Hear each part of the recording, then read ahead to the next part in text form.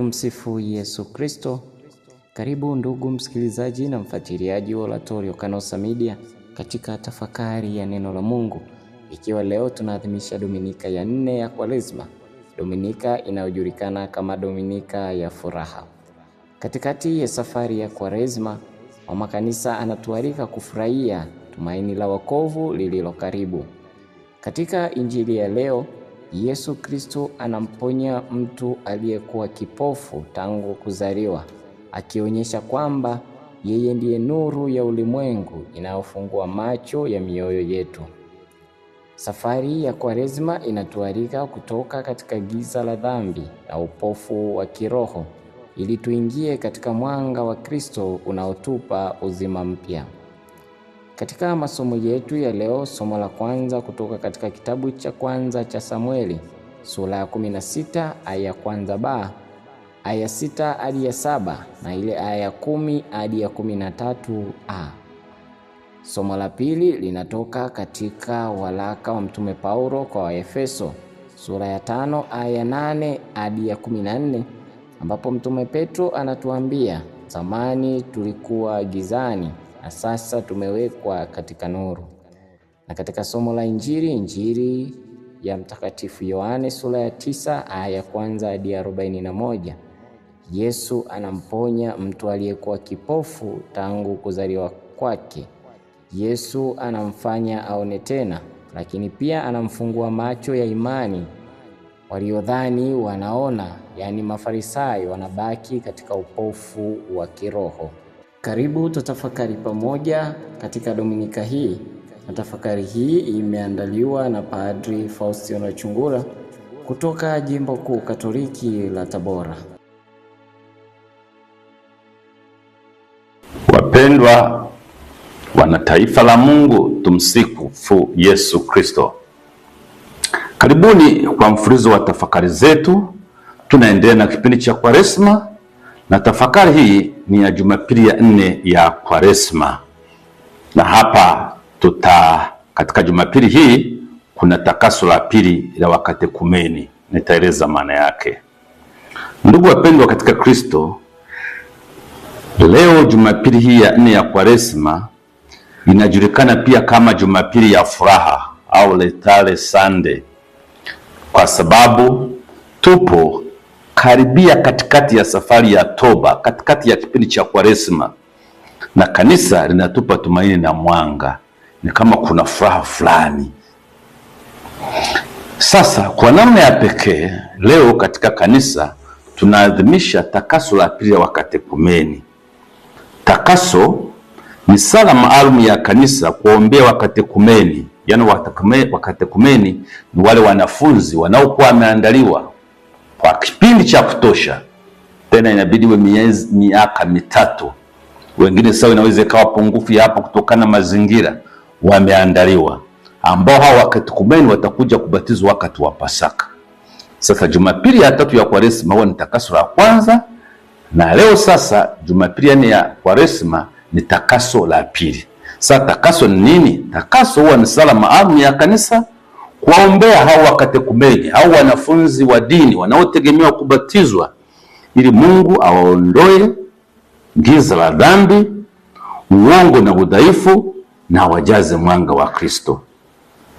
Takaso la pili linaunganika sana na mada ya leo, kutoka gizani kwenda mwangani, kutoka katika upofu kwenda kuona. Tuanze na somo la kwanza ambalo linatoka katika kitabu cha kwanza cha Samueli, sura ya 16 aya ya kwanza ba, aya ya 6 mpaka ya 7 na aya ya 10 mpaka ya 13a. Tuone kwa ufupi somo hili linasemaje. Mungu anamchagua Daudi awe mfalme, si kwa sababu ya sura yake wala umbo lake, bali kwa sababu ya moyo wake. Mungu anamkataa Eliabu, mmoja wa watoto wa Yese baba yao na Daudi. Eliabu alikuwa ni mkubwa. Anamkataa Eliabu na wengine wote waliopendeza kwa macho ya kibinadamu, wale watoto wa Yese, na anamchagua Daudi mdogo aliyekuwa mchungaji. Daudi kati ya watoto wale wa Yese ndiye alikuwa mdogo, na yeye alikuwa anachunga kondoo, alikuwa mchungaji, alienda kuchunga. Sasa pale tunaambiwa kwamba pale Samueli alipoambiwa na Mwenyezi Mungu kwamba aijaze pembe yake mafuta aende ampeleke kwa Yese ili apate kutoka katika wana wa Yese mfalme. Alipofika alianza kuonyesha wale watoto wengine kuanzia mkubwa, akawa na wakataa, mpaka fika mara akamuuliza Yese, hivi hakuna mtoto wako wengine ndio watoto wengine hawa ndio hawa tu? Na akamwambia amebaki mmoja yuko anachunga. Ndiye akaletwa chaguo la Mungu. Yese baba yake yeye pengine alikuwa anaona kwa umbo la nje na ungeliangalia hapo tumchukue huyu mkubwa mwenye nguvu ambaye ana uelewa mkubwa, lakini Mungu chaguo lake lilikuwa ni kwa Daudi, japo alikuwa ni mdogo. Sisi binadamu tunaangalia kwa macho ya nje, lakini Mungu anatuangalia kutoka ndani. Tunavyoangalia ni tofauti na Mungu anavyoangalia. Kumbe mwandishi wa kitabu hiki cha kwanza cha Samueli alitaka kutufundisha kuwa Mungu haangalii kama wanadamu wanavyoangalia. Binadamu huangalia uso na muonekano wa nje, lakini Mungu anaangalia moyo wa ndani. Somo hili linatupa fundisho gani au ujumbe gani? Wakristo wa leo, mimi na wewe, na hasa katika kipindi cha Kwaresma, tunaalikwa tusiongeze thamani ya mtu kwa mali, cheo au sura. Unajua sisi mara nyingi tunaangalia sura ya nje, yuko hivi na hivi. Tunaangalia labda mali anazokuwa nazo, na mali, unajua kwenye ulimwengu wa leo ndio ukiwa na mali ndio unapata heshima. Wakati mwingine tunaangalia cheo unachokuwa nacho, au sura. Tunaalikwa thamani ya mtu haitokani na haya mambo ndio yataja, mali, cheo au sura mbele ya Mungu. Tujifunze kuwa macho ya Mungu huona imani, unyenyekevu na nia njema. Na ndio maana wakatekumeni, wale wanafunzi wa dini ambao watapata takaso la pili, wataombewa ili watoke katika giza waingie katika mwanga. Wanafundishwa na wao pia kuwa Mkristo si kubadilisha jina tu, bali ni kubadilisha moyo. Unajua wakati kumenisi watakuja kubatizwa pale Pasaka. Sasa si kwamba umepewa jina jipya sasa, nimebatizwa nimekuwa Mkristo. Haitoshi tu. Je, moyo wako ndani umebadilika? Hilo ndio la msingi. Somo la pili linatoka katika waraka wa Mtume Paulo kwa Efeso sura ya 5 aya ya 8 mpaka ya 14. Mtume Paulo anawaandikia wa Efeso, anasema hivi: zamani mlikuwa katika giza, lakini sasa ninyi ni mwanga katika Bwana. Anawahimiza hao Wakristo wa Efeso kwamba waishi kama watoto wa mwanga, wakiacha matendo ya giza. Ni ujumbe ambao kuanza hata kwetu sisi sasa hivi, hasa katika kipindi cha Kwaresma. Tumebatizwa, tunajiita wafuasi wa Bwana wetu Yesu Kristo. Katika ubatizo tulipewa mshumaa, pokea mwanga wa Kristo ukuangaze. Je, sisi kweli tunaishi matendo sasa ya zamani, matendo ya giza, au tunabadilika? Leo tunaongelea Jumapili ya 4. Unajilinganishaje na ulipokuwa Jumapili ya kwanza ya Kwaresma? Kuna maendeleo yote? Kama hakuna maendeleo, chukua hatua, usonge mbele. Kama unaona ulipokuwa umebaki pale pale au umerudi nyuma, usikate tamaa. Wito ni kubadilika, kuona mwanga na kusonga mbele. Kumbe Paulo aliwaandikia Wakristo hawa wa Korinto, wa Efeso waliokuwa wamebatizwa, kwamba waishi kulingana na utambulisho wao mpya, kuishi kulingana na Ukristo wao mpya, sio tena giza, kuishi katika giza, bali kuishi katika mwanga. Kwako wewe na mimi katika kipindi hiki, hata katika maisha yetu kwa ujumla, ubatizo unatupa mwanga, lakini jukumu letu kutunza mwanga huo. Matendo ya giza, fikiria matendo ya giza unayojua, iwe ni uongo, iwe ni chuki, iwe ni rushwa, iwe ni uasherati, iwe ni wivu na kadhalika, ongeza na ya kwako. haya yote hayalingani na yapaswa kuwa maisha ya Mkristo. Na hawa katekumeni, wanafunzi wa dini wanaojiandaa kuingia rasmi katika mwanga huu wa Kristo wanapobatizwa, nasi tuliokwisha batizwa tunakumbushwa tusirudie tena kuishi maisha ya giza. Injili ya leo ni Injili ya Yohane sura ya 9 aya ya 1 mpaka ya 41. Ni injili ndefu, lakini kuombe uisome vizuri na ukuwe umetulia. Ni simulizi refu, lakini ukianza tu unataka uone kitu gani kimeendelea, kitu gani kitatokea. Hiyo injili ya leo inasimulia kwa upana tukio la Yesu kumponya mtu aliyekuwa kipofu tangu kuzaliwa. Of course si muujiza wa kawaida, bali ni ishara ya kiroho kwamba na sisi tuko katika dhambi. Taratibu tunamtambua Yesu, tunaona kwa hatua. Hebu tuone sehemu chache za somo hili. Kwanza, wanafunzi wanamuuliza Yesu walipokutana yule mtu aliyekuwa kipofu tangu kuzaliwa kwake, ni nani aliyefanya dhambi? Ni huyu mtu kipofu au wazazi wake hata akazaliwa kipofu? Sasa Wayahudi wakati ule walikuwa na imani kwamba unapokuwa kwa mfano kipofu au mlemavu au mikasa ikakupata sasa hivi, ni mambo mawili: aidha ni adhabu uliyopewa na Mungu kwa makosa uliyofanya wewe aliyo katika hali hiyo, au wazazi wako wamefanya makosa, sasa wewe ndio unakuja kupata adhabu. Sasa Yesu sio mtazamo wa Yesu, na kimsingi sio mafundisho ya kanisa. Yesu hapa tunaona mtazamo wa kibinadamu. Ni nani aliyetenda dhambi? Ni huyu au wazazi wake? Wayahudi waliokuwa nafikiri. Sasa kila mateso lazima yawe adhabu ya dhambi walivyokuwa nafikiri, lakini Yesu anavunja fikra hiyo na kusema wazi, si yeye wala wazazi wake waliotenda dhambi, bali ili kazi ya Mungu bali kazi za Mungu zidhihirishwe ndani yake. Kwamba huyu bwana huyu aliyezaliwa kipofu sio kwamba ametenda dhambi na wala wazazi wake, ila Mungu anataka kuonesha kitu kupitia kwa kipofu huyu. Ni kitu gani? Tutakiona, tuendelee. Kisha hapo Yesu anaongea sasa, anajitangaza, mimi ndimi nuru ya ulimwengu, mimi ndiye mwanga wa ulimwengu, mimi nimekuja kuleta mwanga, kutoa katika giza la dhambi. Ndio maana nakwambia yule kipofu ni kipofu kimwili, lakini ujumbe kwetu kwamba mimi na wewe tu vipofu wa kiroho. Japo wengine tunaweza tukawa kutokana na magonjwa na kadhalika tukawa vipofu wa kimwili, lakini hapa Yesu ujumbe anaoleta mkubwa ni upofu wa roho. Sasa Yesu anasema hatua nyingine, mimi nuru ya ulimwengu. Anachukua tope, kwenye somo hilo utasikia ili kufanya muujiza huu. Sasa anachukua tope, anatemba kwanza, ni kama achukua udongo akatemba mate akatengeneza tope, alafu anampaka yule kipofu hapa kwenye kope za macho, na akamwambia nenda ukaoge katika bwawa la Siloamu. Siloamu maana yake aliyetumwa. Kipofu anaenda ananawa uso na anarudi anaona.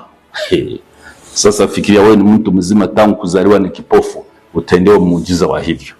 Unaweza ukaruka, si utakuwa unaeleza kwa hisia gani? Lakini cha ajabu, uponyaji huu wa yule mtu kipofu baada ya kuleta furaha kwa watu wote unazua msukosuko. Upi msukosuko? Majirani wanashangaa, hivi huyu ni yule tuliyemzoea aliyekuwa kipofu au ni ndugu yake? Lakini kama anafanana naye. Hao ni majirani na watu waliokuwa na mfahamu. Mafarisayo wenyewe wanahoji kitu hicho na wanaanza kumpinga Yesu. Alafu hatua fulani wale Mafarisayo wanawauliza wazazi wake kwamba hivi, hebu mtueleze, hivi mtoto wenu imekuwa kwaje akaona? Wanaogopa kwamba akisema ukweli juu ya Yesu ndiye aliyemponya wanaweza wakaingia katika matata.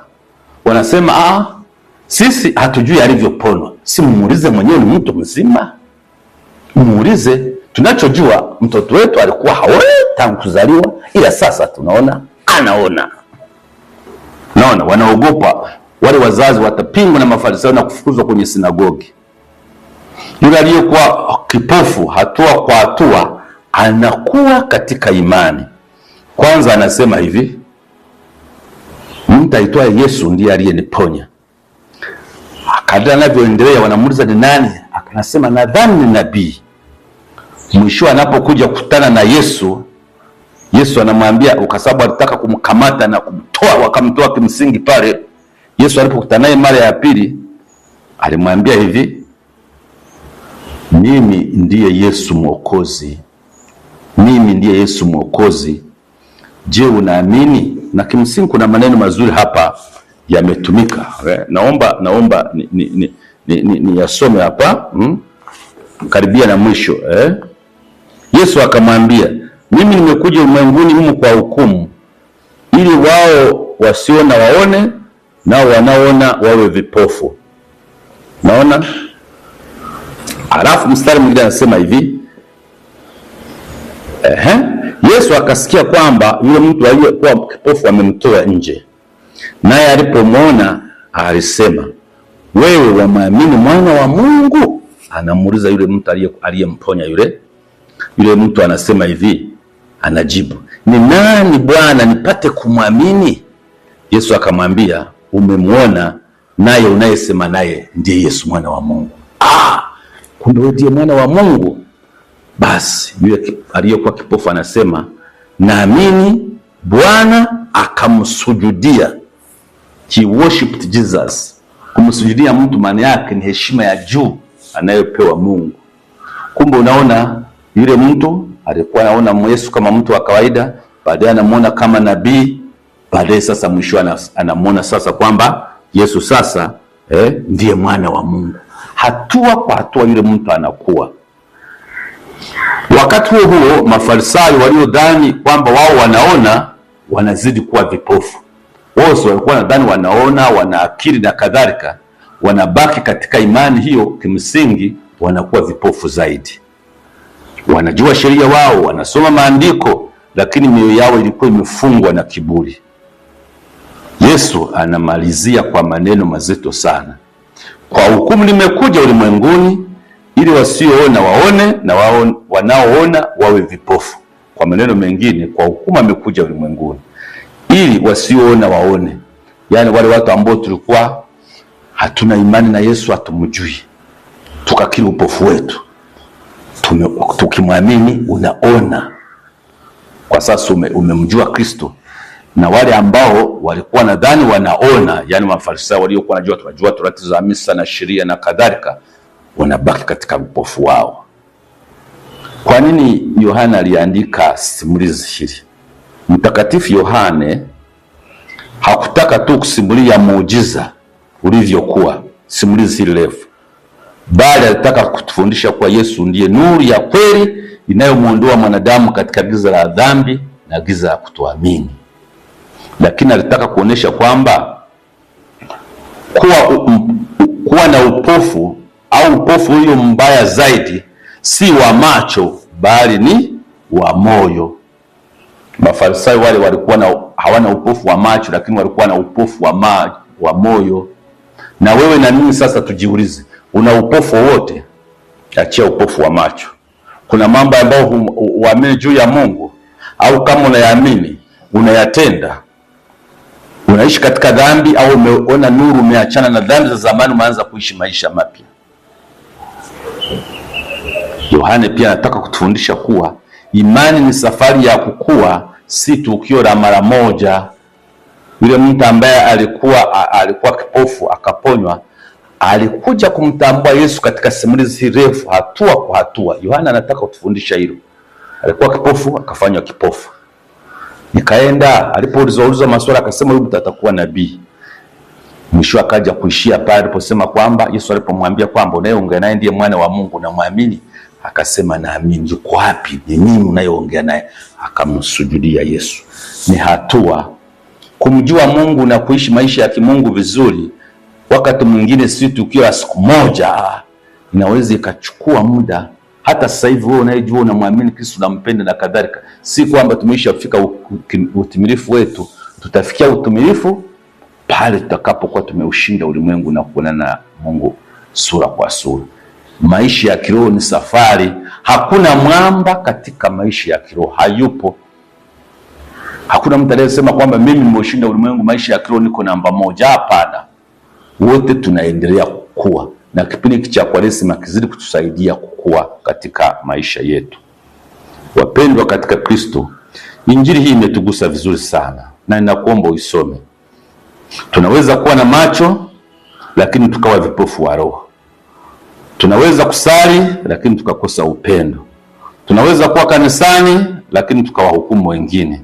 Tunaweza kujifanya au kuona kwamba tunajua mafundisho lakini tukakosa huruma. Yesu ndiye anayefungua macho ya kweli. Kinachotufungua sio elimu yetu, si cheo chetu tunachokuwa nacho katika jamii au katika kanisa, si uzoefu wetu wa muda mrefu kwamba mimi labda ni Mkristo muda mrefu. Kinachotufungua macho ya kweli ni Yesu peke yake. Imani ya kweli, wapendwa, inahitaji ujasiri. Yule mtu aliyekuwa kipofu hakumkana Yesu hata alipodhulumiwa, hata alipokutana na Mafarisayo, kwa nini namwamini huyu na kadhalika, na kutikiswa na watu wanamuuliza hivi na vile, hakumkana Yesu. Wakristo wa leo, mimi na wewe, tunaalikwa kumkiri Kristo hata inapotugharimu maisha, hata inapotugharimu mateso, hata inapotugharimu upinzani. Tusikate tamaa. Upofu wa kweli si wa macho bali ni wa moyo. Tulikumbuka hilo, narudia. Takaso la pili la hawa katekumeni linahusu kuponywa upofu wao wa ndani, upofu wa dhambi, upofu wa kutojua mapenzi ya Mungu, upofu wa kuishi kwa mazoea bila imani ya kweli. Kwa kanisa wote tuunganike kuombea wakatekumeni, wanafunzi wa dini, wapate macho ya imani, lakini pia tujiombee sisi wenyewe na sisi tupate takaso kwa upya. Wapendwa katika Kristo, Mungu azidi kutuongoza na kutuonyesha mwanga wake katika kipindi cha Kwaresima. Yesu nuru ya ulimwengu, tuguse macho ya mioyo yetu. Tufungue macho, tuone kweli, tuone wema, tuone ndugu zetu kwa macho ya upendo. Waangazie wakatekumeni, wanafunzi wako wa dini, waondolee giza la upofu na dhambi, wajaze mwanga wa imani na ujasiri. Tufanye sisi sote tuishi kama watoto wa mwanga, tukionesha kwa matendo yetu sasa na siku zote. Niendelee kutakia Kwaresima njema. Tumsifu Yesu Kristo.